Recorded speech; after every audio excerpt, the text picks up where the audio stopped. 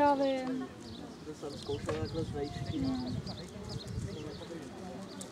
On je malej plák. Ne, máš si nakousat, máš ho poslouchej, ano? Tlačím holení, nohy pod sebe. Lépe, ať jde. Lépe.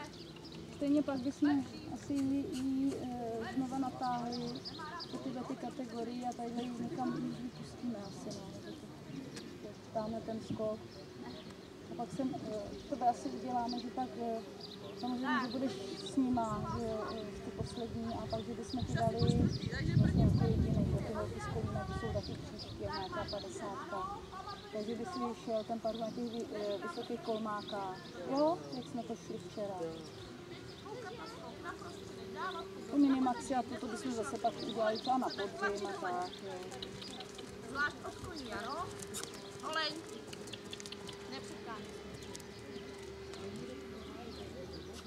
No pro ní to opakování taky není špatný, jo. Taková ta, sice možná pro ní trošku nuda, ale ona to nevadí, když je to všechno stejně a prostě aby jako na ty skoky nepřestala tak prchat, že trošku se sklidnila a to, že říkám, ona nemá problém skočit cokoliv.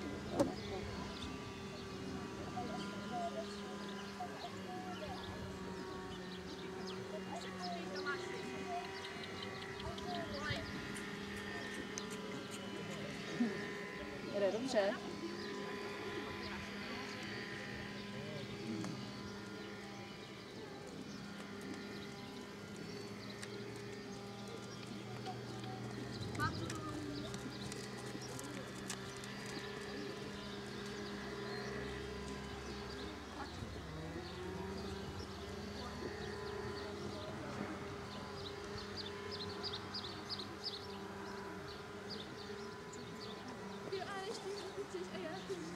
Protože tam neběhne půjde.